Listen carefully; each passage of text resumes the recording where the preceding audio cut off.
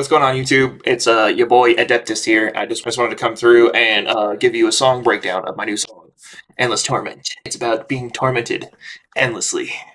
Yeah, so starting from the beginning, we got some vocals from one of my favorite bands, Currents, Better Days. I mean, it's not actually that. Don't sue me.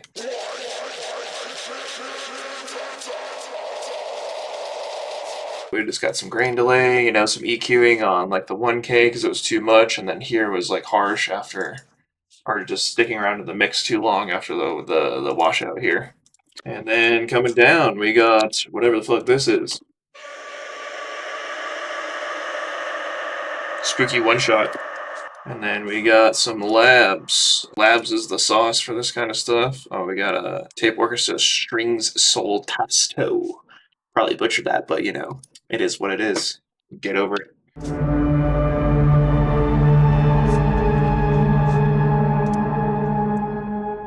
So that's just, being high cut and OTT with no upwards compression on it. I like to do that with organic instruments to mix it like it still sounds like it's compressed a lot, but the upwards compression doesn't make it sound so like fake. Is the only way I can describe it. OTT with the upwards compression on organic instruments makes shit sound dumb, in my opinion. But you can make it sound good. It's all contextual. Anyway, yeah, some EQing, G clip, turn that hoe up, soft clip, Baba Booey, and then we got another layer that's doing the same thing. I think just like an octave high or something.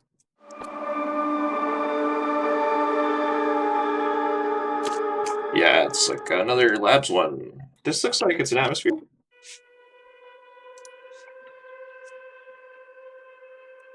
Yeah, it's basically just like a cello atmosphere that I wanted to use, and it was part of the Labs thing, so if it ain't broke, don't fix it. Got some crunchy flame texture here, which I like to do on a lot of songs. Just pitch it around and mess with the grain size up or down, it doesn't matter as long as it sounds cool and textured and taking up the right place in the frequency spectrum. We got a big old bonk that just repeats. Some effects. So a little grain delay throw that I like to use to just kind of blend effects in here and there. And then we come into like the other part of the intro. That's the intro, but it's not the intro. It's the next part after the intro. So it's like the intro times 2.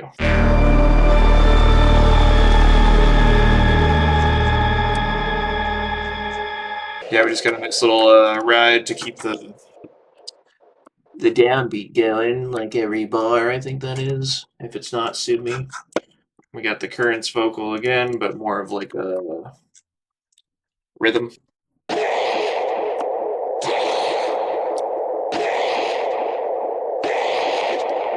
They're all a little bit of a different scream to give it like some variation. It's all like the same rhythm, and same shape, but it's just a different section, so it's not like the same exact thing repeated. So then the build-up does build-up stuff.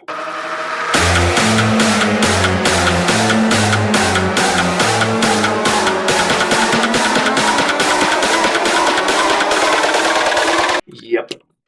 So we got this boy.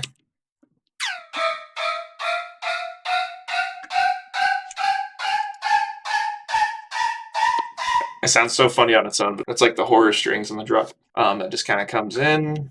Then we got the little, I think it's a piano? Oh, fuzzy analog keys.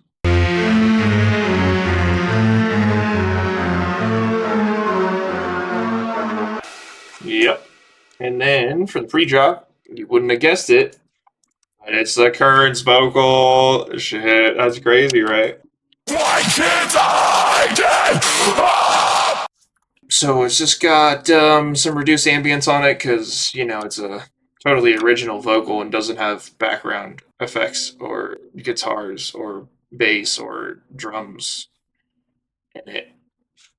This is a rack that I use to process vocals that has just like a bunch of shit on it. Cleaning it up, doing some EQing mostly, soothe, de-escher. Got an echo throw. This is just on to give it some space. OTT Vox, same idea as like the organic elements with a no upward compression. More soothe, probably doing de-essing. Oh no, 2K was probably harsh after the OTT. And then G clip that motherfucker with like a medium curve type distortion. Yeah, so there's my vocal processing chain. Buy it now on my Patreon that doesn't exist. Going into the drop.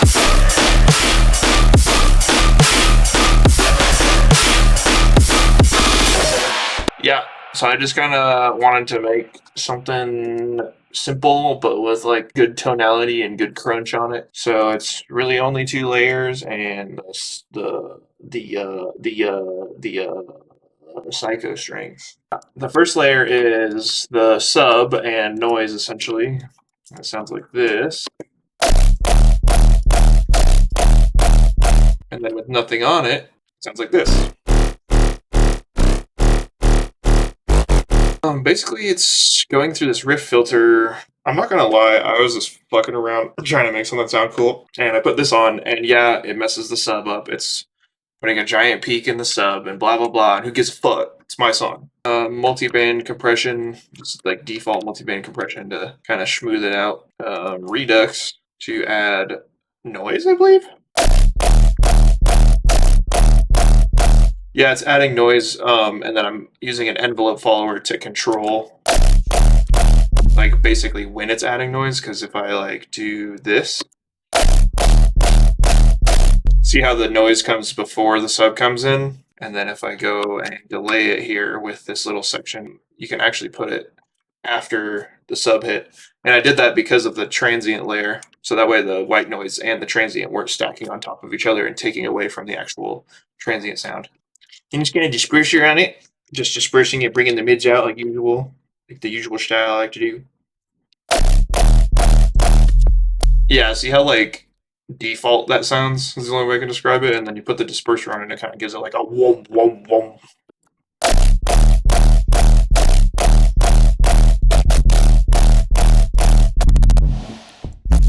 Yep, and then some multi-band dynamics stacked on top of each other, just completely default. I'm pretty sure help glue all these effects together.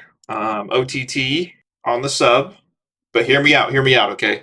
It's not OTT on the sub, okay? Because I got it disabled here, right? The low isn't actually compressing anything, all right? So the sub is fine, and then it's compressing all the noise and the disperser shenanigans all together, and then that goes through an amp, and the amp is where a lot of the distortion and crunch comes from also.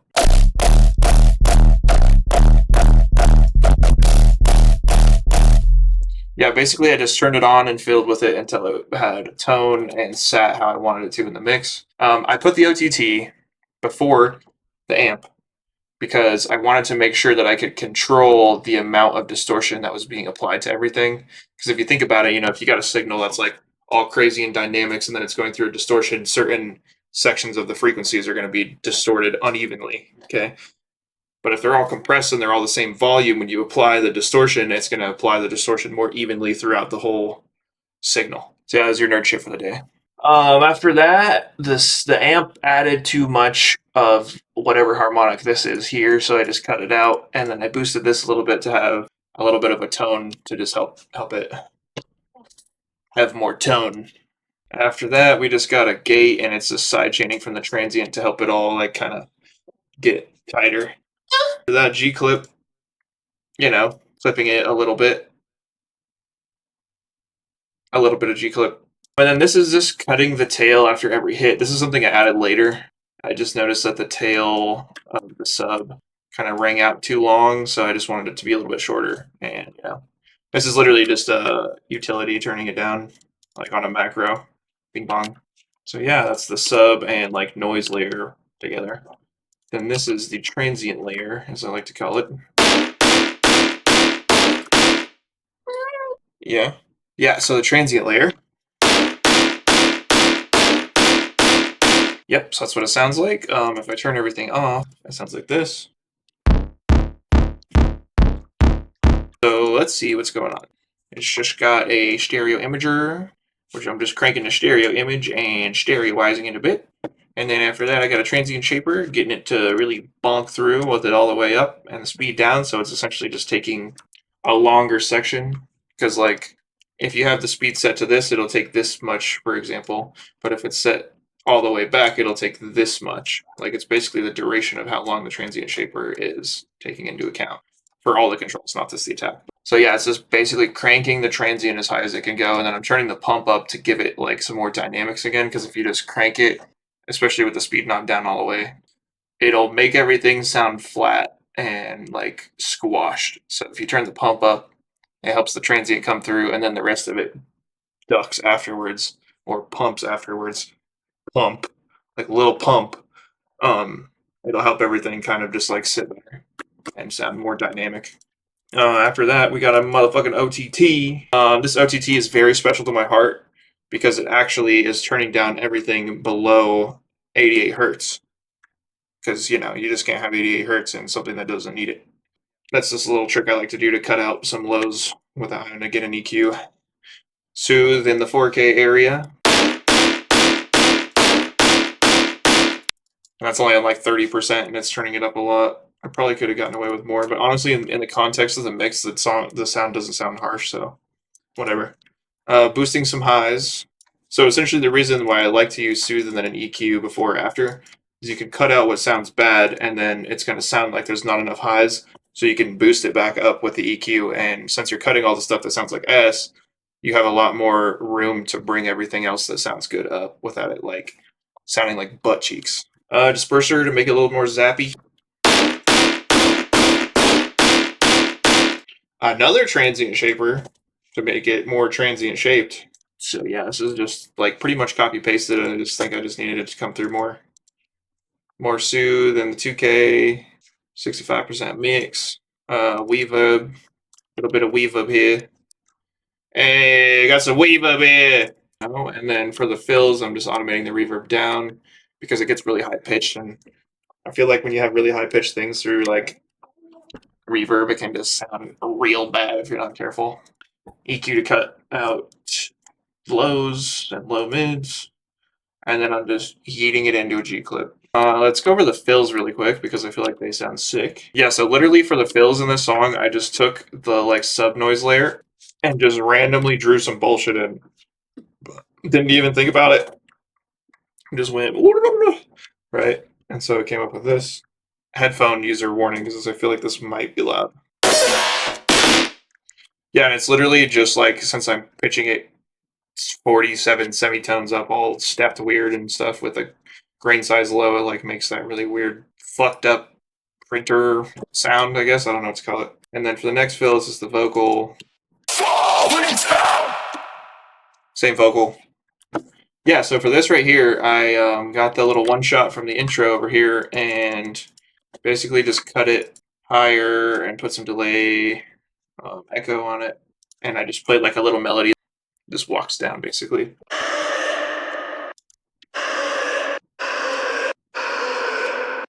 Yep, so it just does that and repeats. So yeah, that's just a little atmosphere, give it some actual melody. And the psycho strings.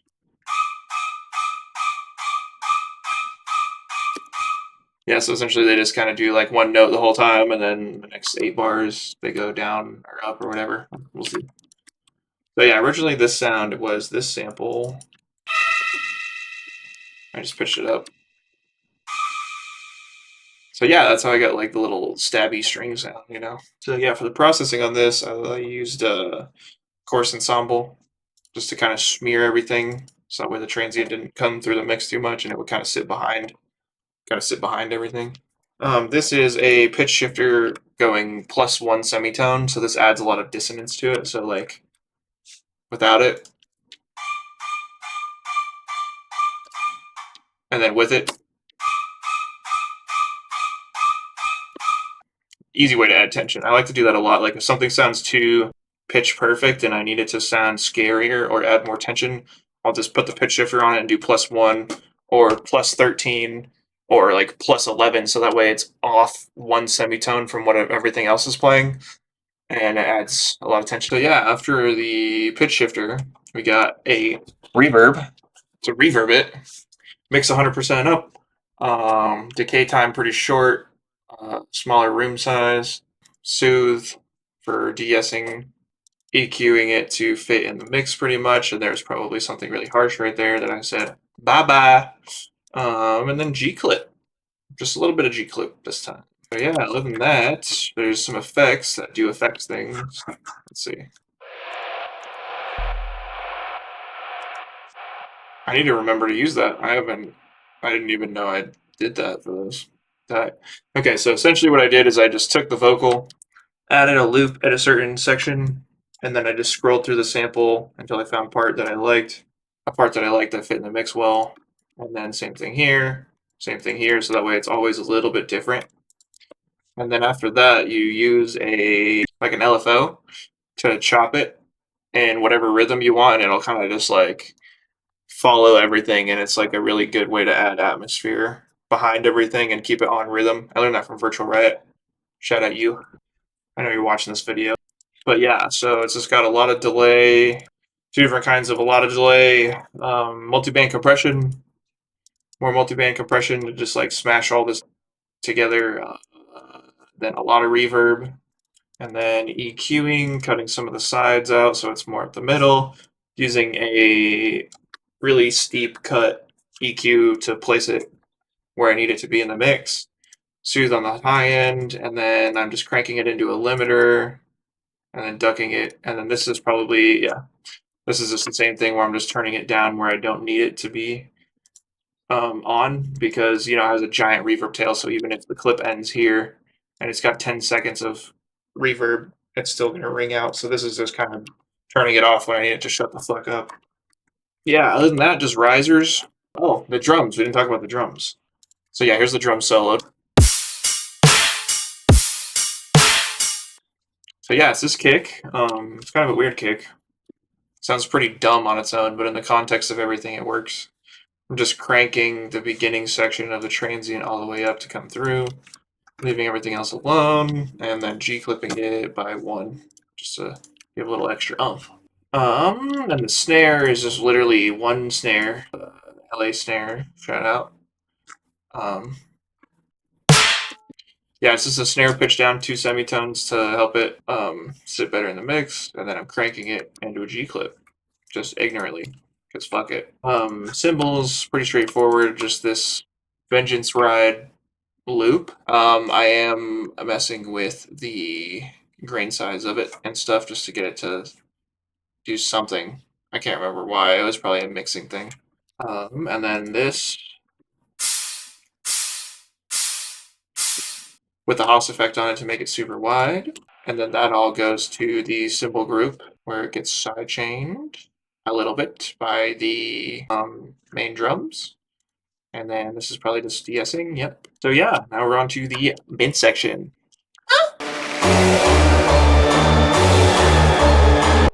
Essentially, I'm just taking the sound that I used in the build-up of the first drop, and I'm just doing a little like arpeggiation. So same thing, just copy paste it in 2 different synths to give it more character, you know, fill out this frequency spectrum more, make it more girthy. This drum loop.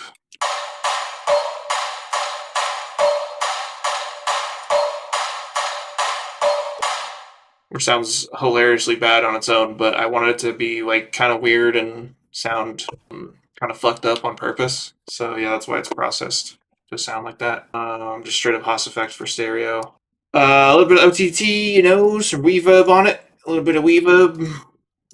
Frequency shifter to kind of introduce it in this middle section, and frequency shifter brings it up during the build-up. Pretty straightforward, you know, just kind of bringing that tone up and down to help it flow with the rest of the track. So yeah, you know, build up 2 builds up, and then it goes to drop 2, which drops.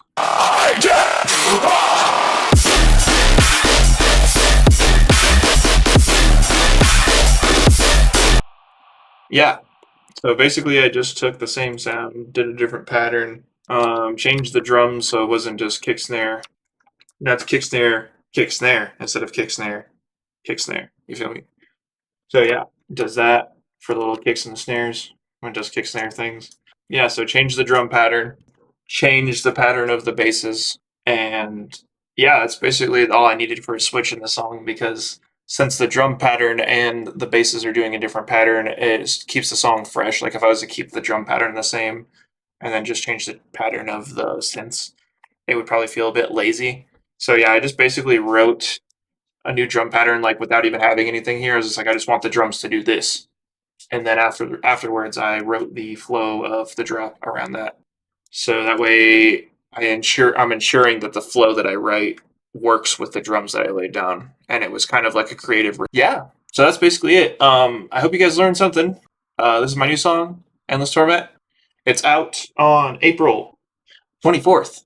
So if you like the song, please go check it out. Please tell your friends. Please tell your grandma. Please tell your cat. Please tell your kangaroo. Please tell the spider that lives in your basement. Tell your sister. Tell your uncle. Tell your uncle's sister. Tell your stepmom. Yeah.